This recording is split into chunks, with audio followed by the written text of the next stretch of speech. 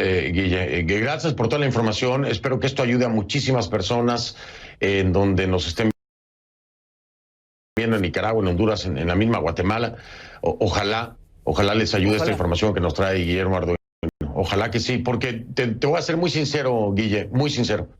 No creo que se haya aprendido la experiencia de Mitch en preparación, ni en Honduras ni en Nicaragua. Te lo digo abiertamente. Lo veremos mañana. Lamentablemente veremos el resultado mañana. Lamentablemente lo que hay ahí son vidas en juego. Guille, muchas gracias, un abrazo, muy amable. Otro, Fernando, gracias. Vale, me voy ahora con... ¿a quién tenemos listo? ¿Vamos a Honduras? ¿Sí? Vamos con Elvin Sandoval, efectivamente. Elvin Sandoval está en Honduras. Elvin, te escucho. Buenas noches. ¿Cómo están las cosas por allá?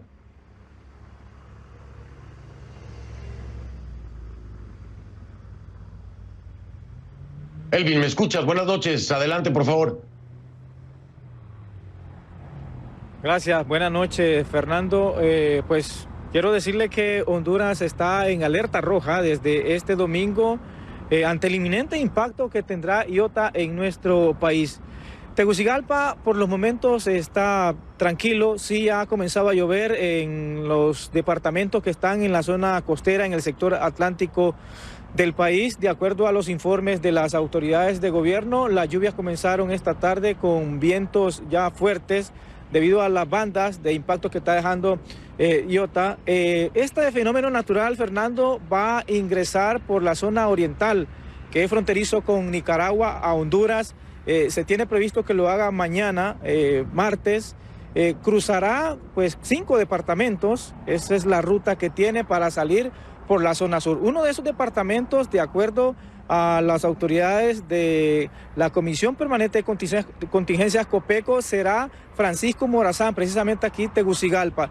Y las autoridades están previendo que habrán deslizamientos e inundaciones, producto de que el suelo de la capital, al igual que todo Honduras, Fernando, está saturado de agua.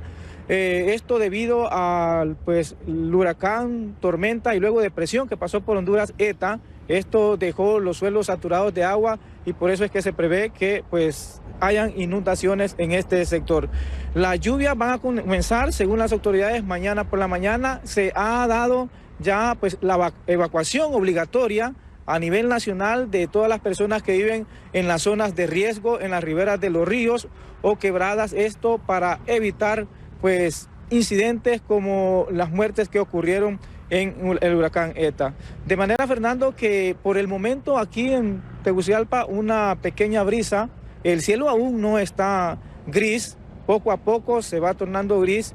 En Choluteca sí ya se nos ha dicho que ha comenzado a sentirse el viento un poco más fuerte, que es la zona por donde va a salir este fenómeno natural. Fernando. Elvin, mucho cuidado, por favor, estamos al pendiente. Espero que no pase a mayores. Muy golpeada Honduras, muy golpeada Centroamérica desde ETA y ahora con Iota. Estamos al pendiente. Cualquier cosa regreso contigo, Elvin. Saludos, cuídate. Gracias, Fernando. Buenas noches. Bien, gracias, buenas noches. Decirle nada más, recuerde, estamos tratando de hacer comunicación en Nicaragua con Mario Medrano, pero por la situación está sumamente complicado, va y viene la señal. ¿Por qué es tan complicado? A ver, Iota va a tocar tierra en el noreste de Nicaragua. Esto es muy cerca, como ya nos decía Guillermo Arduino, de la ciudad de Puerto Cabezas. Ahí es donde está mi compañero Mario Medrano. Ya se empieza a sentir fuertes vientos de efecto del huracán, por supuesto, desde tempranas horas de la tarde. Vamos a seguir haciendo el esfuerzo. Mario Medrano está en este momento tratando de conectarse. Desgraciadamente su señal viene y va, para que tenga usted una idea de lo complicado que es también poder establecer comunicación en una zona que ya en este momento está siendo azotada de alguna u otra forma por Iota. Y lo primero que se interrumpe son las comunicaciones. Este es otro de los temas preocupantes, ¿no? La afectación que pueda haber y la falta de comunicación y acceso precisamente a estas zonas en el momento crítico. Este es un ejemplo claro, el que le estoy diciendo, porque ahora, en este momento, yo veía a Mario Medrano hace unos minutos en cámara, dejé de verlo, ahora no puedo comunicarme con él, no sé ni siquiera cómo está nuestro Mario Medrano en este momento tratando de reportar desde Puerto Cabezas en Nicaragua. Espero que esté bien, cualquier cosa Volvemos con él para saber cuál es la situación y darle también información de cómo está mi querido Mario Medrano. Así que vamos a estar muy al pendiente, por supuesto, de todo esto y le tendremos la cobertura. Ahora voy a una pausa. Vamos a regresar con esta crisis política en Perú, que para muchos ya es prácticamente una burla esto, ¿no? 4 presidentes en 4 años, 3 presidentes en una semana. Francisco Sagasti será el nuevo presidente si todo sale bien de aquí a mañana y deberá aguantar ese cargo hasta julio. ¿Será que va a poder? Vamos a hablar de esto y más. Ya vengo.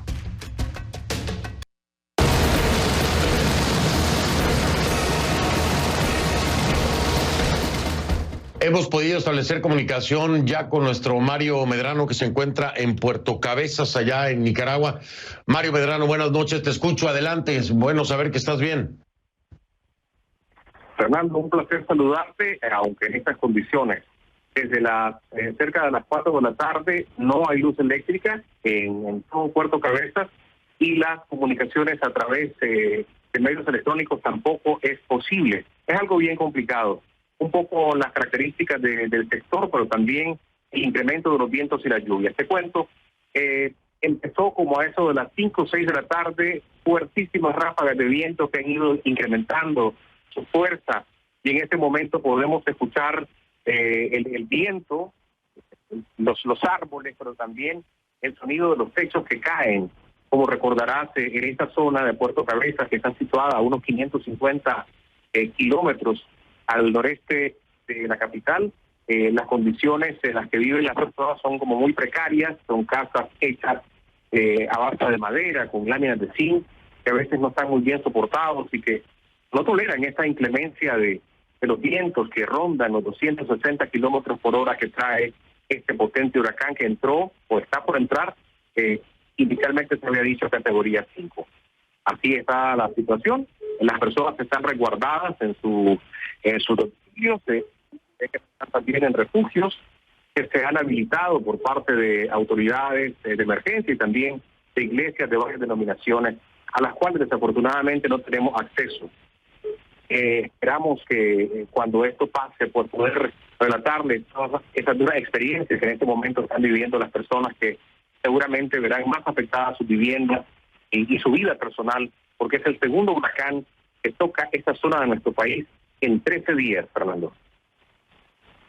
Así es, terrible. Después de ETA, Mario, esta situación es espantosa para todas estas familias, para toda esta gente, como lo decía yo en mis redes sociales esta semana pasada que estuve libre. No sé por qué, pero pareciera que estos fenómenos naturales se ensañan con la gente de escasos recursos. Es dolorosísimo y lo único que podemos esperar dentro de este desastre y esta tragedia, porque lo es ya, es que no muera nadie, Mario, que no cobre vidas humanas. Esperemos que no tengamos ese reporte. Los esfuerzos que se han prendido, que no se pierdan vidas humanas. El gobierno no reconoció la pérdida de vida de 2 mineros que dijo que habían fallecido previo al huracán ETA. Esperamos que no ocurra ningún hecho que lamentar en esta situación. Lo material de alguna manera se va luchando, Fernando. Estas son personas muy humildes, muy trabajadoras, y esperamos que no haya ninguna fatalidad. Pues nuestro pensamiento, nuestro corazón para que de todo sea, pues, de los males el menos, como dicen, de los males el menos, Mario. Estamos muy al pendiente, por favor, también resguárdate y con mucho cuidado porque va fuerte, va muy fuerte, 250 kilómetros por hora es una velocidad impresionante. Mario Medrano, gracias, un abrazo y estamos al pendiente, cuídate. Un fuerte abrazo de Nicaragua, Fernando, siempre te sintonizamos. Gracias, Mario.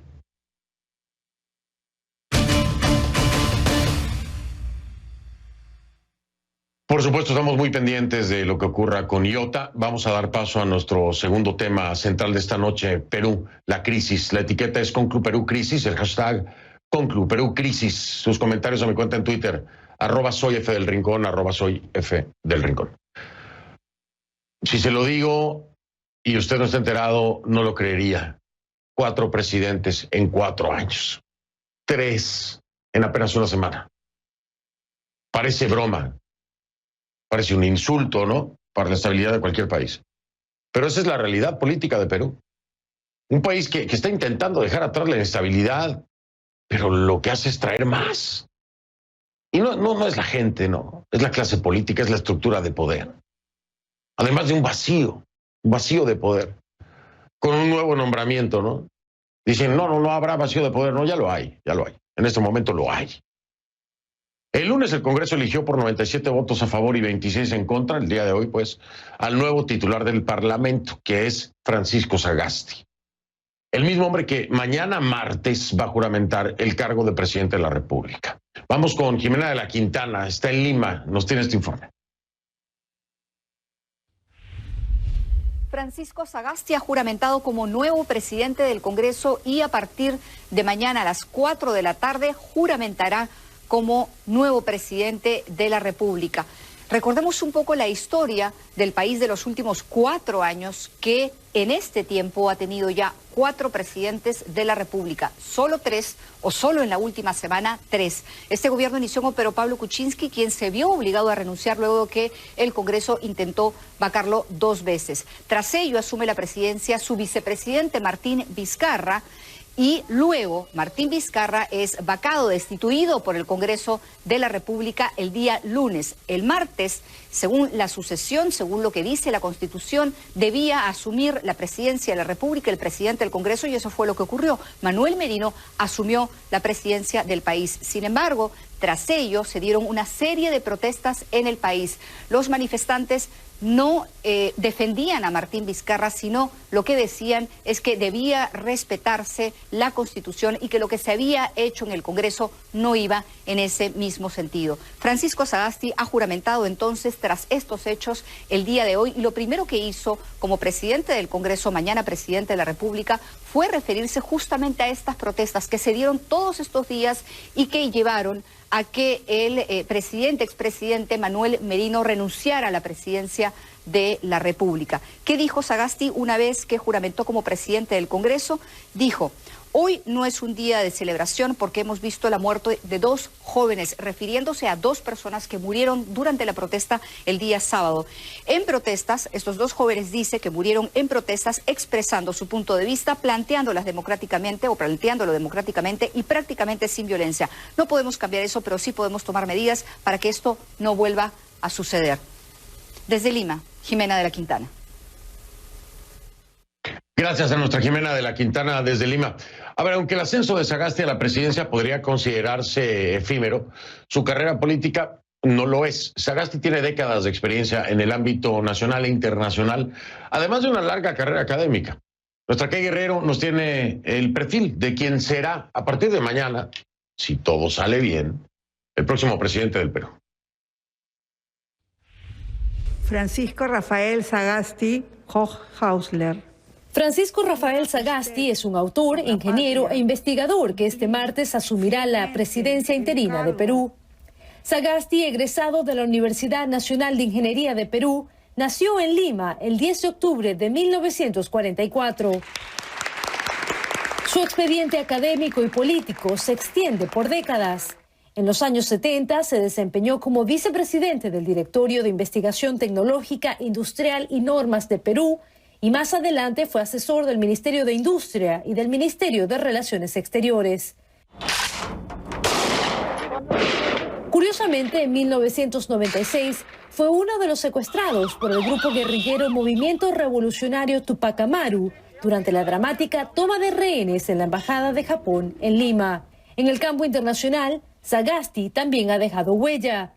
A finales de los años 80 fue el jefe de planeamiento estratégico del Banco Mundial y por esa misma fecha asumió la presidencia del Comité Consultor de Ciencia y Tecnología para el Desarrollo de Naciones Unidas. Igual de reconocidas son sus credenciales académicas.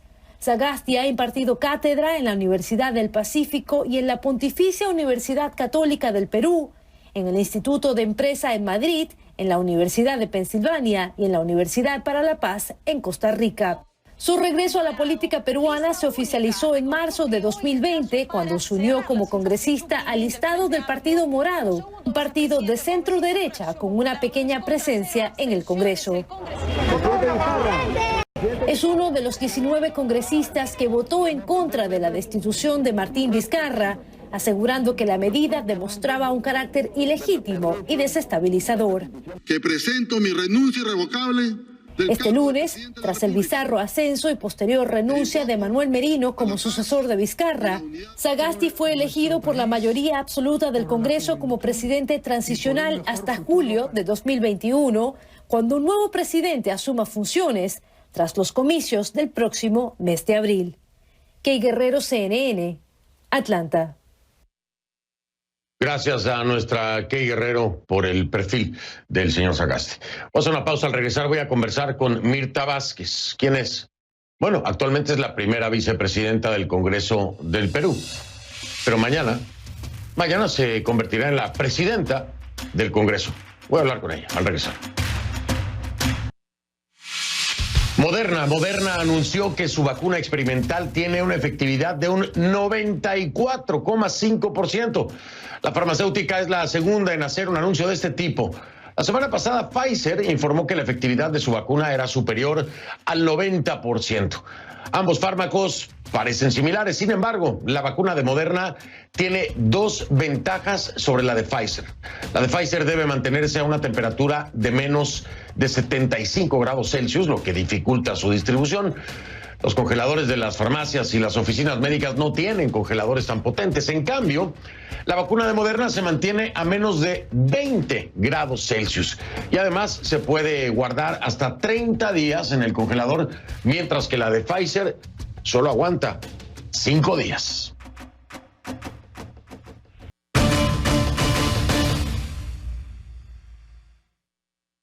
Ahora le doy la bienvenida a Mirta Vázquez, quien actualmente es la primera vicepresidenta del Congreso de Perú, pero está previsto que mañana se convierta en la presidenta del Congreso. Mañana martes, si todo sale bien, como le he estado diciendo. ¿Cómo está, legisladora? Buenas noches. Muy buenas noches. Muchas gracias por la entrevista. Al contrario, gracias a usted por acompañarme. Oiga, legisladora, ¿está usted de acuerdo conmigo que esto que está ocurriendo en el Perú es una burla sin precedente para los peruanos y las peruanas? Estamos hablando de 3 presidentes en una semana, 4 presidentes en 2 años. ¿Qué decirle a los peruanos y a las peruanas? Ningún país puede tener estabilidad política y social cuando se tienen 3 presidentes en una semana. ¿Qué le dice usted a los peruanos y a las peruanas? Porque yo creo que aquí no hay palabras para excusarse como poderes. No solamente el Ejecutivo, ustedes también como legislativos, porque todo esto se ha provocado desde los 2 frentes. Los afectados resultan los peruanos y las peruanas de a pie. ¿Qué les dicen ustedes? Sí, efectivamente creo que lo que usted está planteando es un tema de fondo. ¿Cómo es posible que en un país puedan existir en los últimos años tanto cambio de la figura presidencial? ¿Cómo es posible que tengamos un Congreso disuelto y ahora un Congreso transitorio?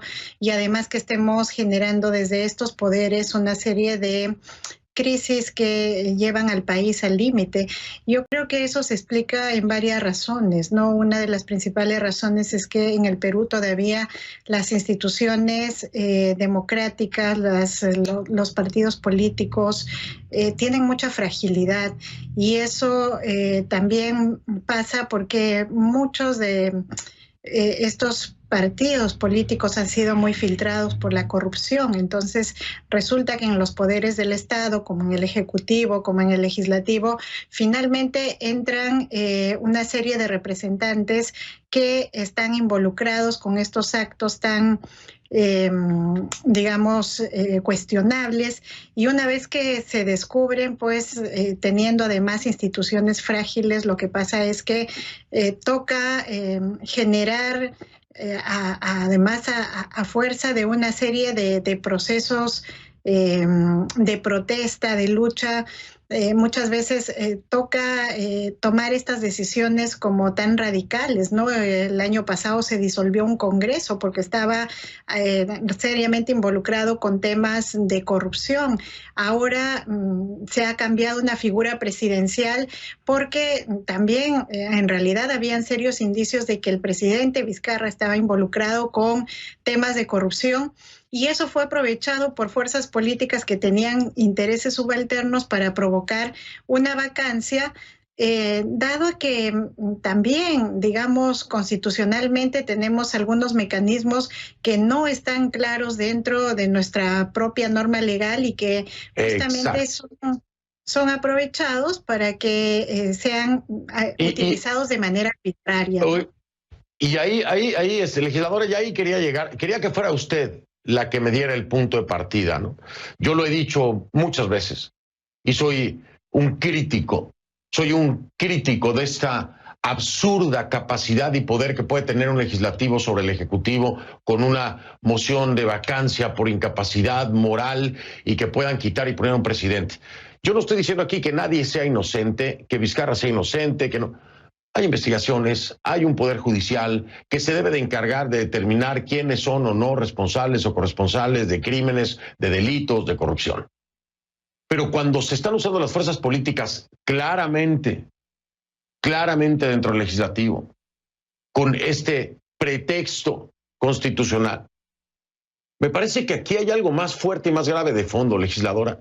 No es momento ya de trabajar precisamente en esta moción de vacancia para encuadrarla de una manera en la que no pueda ser utilizada como un arma política en contra de los opositores al gobierno y que realmente tenga una función coherente, legal, porque incluso me parece que muchas veces ha sido ilegal el uso de la misma.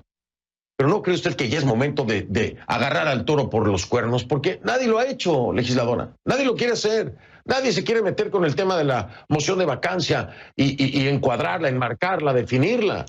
¿Qué piensa usted? Sí, en efecto, a ver, ahora incluso se ha interpuesto una demanda ante el Tribunal Constitucional para que pueda establecer cuáles son los límites, primero, que tiene el Parlamento para promover una vacancia de esta naturaleza. ¿Qué significa? ¿Cuál es el contenido de la incapacidad moral? Que es una figura que es bastante abstracta, digamos, y que puede ser interpretada de manera subjetiva. Hoy por hoy creemos que eso lo va a resolver en alguna medida el Tribunal Constitucional y eso será muy importante, digamos, para tener los límites de la norma, pero yo creo que también va más allá de eso incluso, ¿no? Fíjense, nosotros seguro que como país nos toca repensar el sistema que tenemos. Nosotros tenemos un sistema mixto, es decir, que no somos un régimen puramente presidencialista o puramente parlamentarista, ¿no? Entonces lo que sucede es que el legislativo tiene mucho poder, por ejemplo, incluso sobre determinadas acciones del ejecutivo. Sí. Del legislativo depende mucho, por ejemplo, para que el presidente de la República pueda empezar a gobernar con un gabinete, el legislativo tiene que darle lo que se llama el voto de confianza. Y eso significa que si el legislativo no quiere otorgarle la confianza a un gabinete, pues lo hace caer. Y entonces eso provoca también muchas inestabilidades, ¿no? Claro, ahí creo que nos toca ajustar un poco el sistema, sí. Sí, perdón que la interrumpa, no es por otra cosa, sino porque tengo que ir a una pausa comercial. Está muy interesante la plática y le digo algo, legisladora. Gracias porque desde ese frente, desde el legislativo, estoy escuchando algo de coherencia y a una persona que ve las cosas como son y que entiende, aún desde esa posición, ¿no? Desde la posición de legisladora, entiende que hay cosas en las que no deberían estarse metiendo porque lo único que están haciendo es usarlo como una herramienta y un arma política. Me agrada saber que hay cabezas pensantes y coherentes. Se lo digo a usted, con todo respeto para los demás, me imagino que habrá otros, ¿no? Pero hay unos que de plano no. Hago una pausa, regreso y sigo hablando con usted precisamente acerca de este tema. Ya vengo.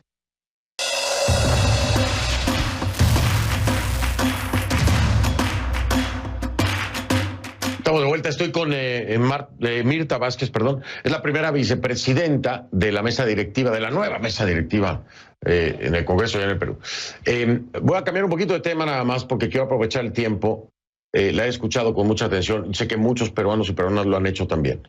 Pero quiero preguntarle, ¿quién debe hacerse responsable, legisladora, de las muertes, al menos 2 muertes, y los alrededor de 40 desaparecidos de estas protestas recientes? Porque ya hay una acción de parte de la Fiscalía. Pero aquí, ¿quiénes deben ser los responsables a quienes se les señale como tales? Creo que hay claros responsables políticos de esto, ¿no? Hay una persona que asumió la presidencia de la República en contra de la voluntad popular, de una manera dudosa, legalmente hablando, que se empeñaron en estar en el poder, y eso provocó pues la reacción popular, que es absolutamente comprensible, legítima, pero no solamente eso, es que mientras estuvieron ejerciendo, digamos, el poder más importante, la presidencia, junto a los ministros, ¿no? Han provocado realmente una represión absolutamente desmedida, no vista hace muchísimos años en nuestro país. Han dispuesto que las fuerzas del orden actúen con la utilización de armas, y creo que de una manera absolutamente desproporcionada. Tenemos mucha documentación al respecto. Hay 2 jóvenes, lamentablemente, que perdieron la vida. Y hay heridos de consideración. Hoy estuvimos visitando como primer acto, digamos, que nos parecía reivindicatorio, a los jóvenes que están heridos en los hospitales. Hay uno que no va a volver a caminar y realmente duele, ¿no? Y que creo que eso de ninguna manera puede quedar impune, de ninguna manera. Y ahí los responsables políticos son quienes estuvieron y ordenaron esa represión, pero esa responsabilidad política además extendida a lo penal, porque esta gente, estos jóvenes no murieron, los mataron, y alguien tiene que responder por eso, ¿no? Lo dice bien, esas son las palabras, tal cual, así es, sin rodeos. Los mataron, no murieron, los mataron. Me tengo que despedir, desgraciadamente, pero le voy a hacer una pregunta y le pido me responda prácticamente un sí o un no. Francisco Sagasti mañana será el presidente interino. Usted será la presidenta del Congreso. Si las cosas no salen bien con Sagasti, ¿le tocaría a usted entonces estar en esa posición? ¿Tomaría el cargo o no? Si hay una absoluta necesidad por mi país, sí. Bien, esa era la respuesta, clara y concreta. Ha sido un placer, legisladora, gracias. Ojalá su voz se haga escuchar mucho más ampliamente con este tema para definir y reestructurar no solamente el tribunal. Tiene que haber un trabajo hacia el interior del Congreso para poder definir lo que hoy tiene de cabeza al país. Es una burla tener este escenario. 3 presidentes en una semana, por favor. Le agradezco mucho, legisladora. Mucha suerte. Muchas gracias. Mañana ya presidenta del Congreso. Muy amable. Muchísimas gracias. Buenas noches. Buenas noches. Yo marco una pausa y regreso. En redes sociales, en Instagram F del Rincón. Esa es la cuenta en Instagram, F del Rincón. Ahí nos vemos, si ustedes quieren, por supuesto, ¿no? Vale. Soy Fernando del Rincón, le digo muchas gracias. Si no lo vi en conclusiones, no lo vio. Y si me permite, nos vemos mañana. Pásela bien, gracias.